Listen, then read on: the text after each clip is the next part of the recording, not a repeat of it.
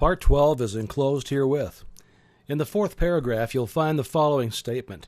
You must first have the knowledge of your power, second, the courage to dare, third, the faith to do.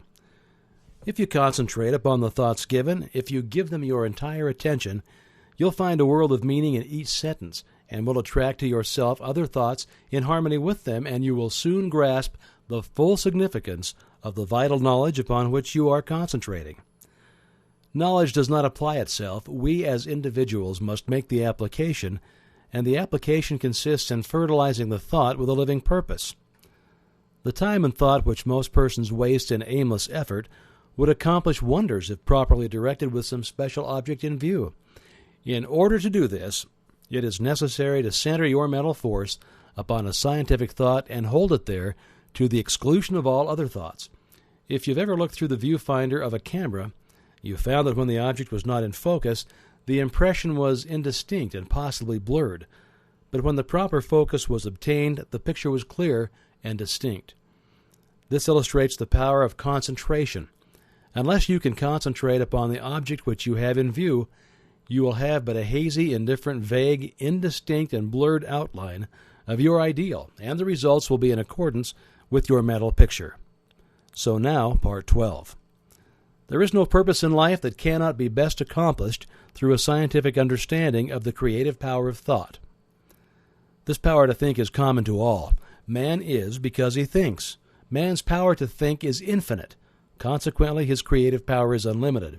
We know that thought is building for us the thing we think of and actually bringing it nearer, yet we find it difficult to banish fear, anxiety, or discouragement, all of which are powerful thought forces, and which continually send the things we desire further away, so that it's often one step forward and two steps back. The only way to keep from going backward is to keep going forward. Eternal vigilance is the price of success. There are 3 steps, and each one is absolutely essential. You must first have the knowledge of your power, second, the courage to dare, third, the faith to do. With this as a basis, you can construct an ideal business, an ideal home, ideal friends, and an ideal environment. You're not restricted as to material or cost. Thought is omnipotent and has the power to draw on the infinite bank of primary substance for all that it requires.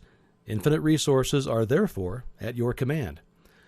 But your ideal must be sharp, clear-cut, and definite. To have one ideal today, another tomorrow, and a third next week means to scatter your forces and accomplish nothing.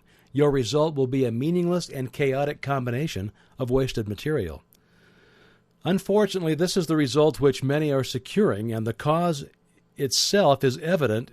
If a sculptor started out with a piece of marble and a chisel and changed his ideal every 15 minutes, what result could he expect? And why should you expect any different result in molding the greatest and most plastic of all substances, the only real substance? The result of this indecision and negative thought is often found in the loss of material wealth. Supposed independence, which required many years of toil and effort, suddenly disappears.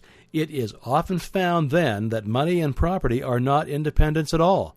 On the contrary, the only independence is found to be a practical working knowledge of the creative power of thought. This practical working method cannot come to you until you learn that the only real power which you can have is the power to adjust yourself to divine and unchangeable principles. You can't change the infinite, but you can come into an understanding of natural laws. The reward of this understanding is a conscious realization of your ability to adjust your thought faculties with the universal thought which is omnipresent. Your ability to cooperate with this omnipotence will indicate the degree of success with which you meet. The power of thought has many counterfeits, which are more or less fascinating, but the results are harmful instead of helpful. Of course, worry, fear, and all negative thoughts produce a crop after their kind. Those who harbor thoughts of this kind must inevitably reap what they have sown. Again, there are the phenomena seekers who gormandize on the so-called proofs and demonstration obtained at materializing seances. They throw open their mental doors and soak themselves in the most poisonous currents which can be found in the psychic world. They don't seem to understand that it is the ability to become negative, receptive, and passive, and thus drain themselves of all their vital force, which enables them to bring about these vibratory thought forms. There are also the Hindu worshippers who see in the materializing phenomena which are performed by the so-called adepts a source of power, forgetting or never seeming to realize that as soon as the will is withdrawn, the forms wither, and the vibratory forces of which they are composed vanish. Telepathy or thought transference has received considerable attention, but as it requires a negative mental state on the part of the receiver, the practice can be harmful. A thought may be sent with the intention of hearing or seeing, but it will bring the penalty attached to the inversion of the principle involved. In many instances, hypnotism is positively dangerous to the subject as well as the operator. No one familiar with the laws governing in the mental world would think of attempting to dominate the will of another, for by so doing he will gradually, but surely, divest himself of his own power. All of these perversions have their temporary satisfaction, and for some a keen fascination. But there is an infinitely greater fascination in a true understanding of the world of power within. A power which increases with use, is permanent instead of fleeing, which not only is potent as a remedial agency to bring about the remedy for past error or results of wrong thinking, but it's a prophylactic agency protecting us from all manner and form of danger, and finally is an actual creative force with which we can build new conditions and new environments. The law is that thought will correlate with its object and bring forth in the material world the correspondence of the thing thought or produced in the mental world. We then discern the absolute necessity of seeing that every thought has the inherent germ of truth, in order that the law of growth will bring into manifestation good, for good alone can confer any permanent power. The principle which gives the thought the dynamic power to correlate with its object and therefore to master every adverse human experience is the law of attraction, which is another name for love. This is an eternal and fundamental principle, inherent in all things, in every system of philosophy, in every religion, and in every science. There is no getting away from the law of love. It is feeling that imparts vitality to thought. Feeling is desire, and desire is love. Thought impregnated with love becomes invincible. We find this truth emphasized wherever the power of thought is understood. The universal mind is not only intelligence, but it is substance, and this substance is the attractive force which brings electrons together by the law of attraction so that they form atoms. The atoms, in turn, are brought together by the same law and form molecules. Molecules take objective forms, and so we find that the law of love is the creative force behind every manifestation, not only of atoms but of worlds, of the universe, of everything which the imagination can form any conception.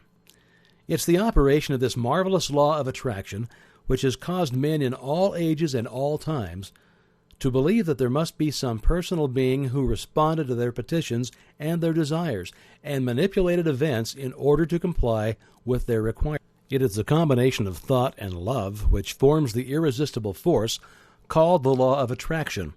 All natural laws are irresistible. The law of gravitation or electricity or any other law operates with mathematical exactitude. There is no variation. It is only the channel of distribution which may be imperfect. If a bridge falls, we do not attribute the collapse to any variation of the law of gravitation. If a light fails us, we do not conclude that the laws governing electricity cannot be depended upon. And if the law of attraction seems to be imperfectly demonstrated by an inexperienced or uninformed person, we're not to conclude that the greatest and most infallible law upon which the entire system of creation depends has been suspended. We should rather conclude that a little more understanding of the law is required, for the same reason that a correct solution of a difficult problem in mathematics is not always readily and easily obtained. Things are created in the mental or spiritual world before they appear in the outward act or event by the simple process of governing our thought forces today. We help create the events which will come into our lives in the future, perhaps even tomorrow. Educated desire is the most potent means of bringing into action the law of attraction. Man is so constituted that he must first create the tools or implements by which he gains the power to think. The mind cannot comprehend an entirely new idea until a corresponding vibratory brain cell has been prepared to receive it. This explains why it is so difficult for us to receive or appreciate an entirely new idea. We have no brain cell capable of receiving it. We are therefore incredulous. We do not believe it. If, therefore, you've not been familiar with the omnipotence of the law of attraction and the scientific method by which it can be put into operation, or if you've not been familiar with the unlimited possibilities which it opens to those who are enabled to take advantage of the resources it offers, begin now and create the necessary brain cells which will enable you to comprehend the unlimited powers which may be yours by cooperating with natural law. This is done by concentration or attention. The intention governs the attention.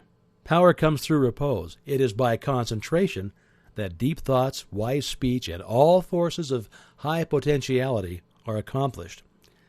It is in the silence that you get into touch with the omnipotent power of the subconscious mind, from which all power is evolved. He who desires wisdom, power, or permanent success of any kind will find it only within. It is an unfoldment. The unthinking may conclude that the silence is very simple and easily attained, but it should be remembered that only in absolute silence may one come into contact with divinity itself. We may learn of the unchangeable law and open for himself the channels by which persistent practice and concentration lead to perfection. This week, go to the same room, take the same chair, the same position as previously. Be sure to relax. Let go, both mentally and physically. Always do this. Never try to do any mental work under pressure. See that there are no tense muscles or nerves, that you are entirely comfortable. Now realize your unity with omnipotence. Get into touch with this power. Come into a deep and vital understanding, appreciation, and realization of the fact that your ability to think is your ability to act upon the universal mind and bring it into manifestation. Realize that it will meet any and every requirement, that you have exactly the same potential ability which any individual ever did have or ever will have, because each is but an expression or manifestation of the one. All are parts of the whole. There is no difference in kind or quality, the only difference being one of degree.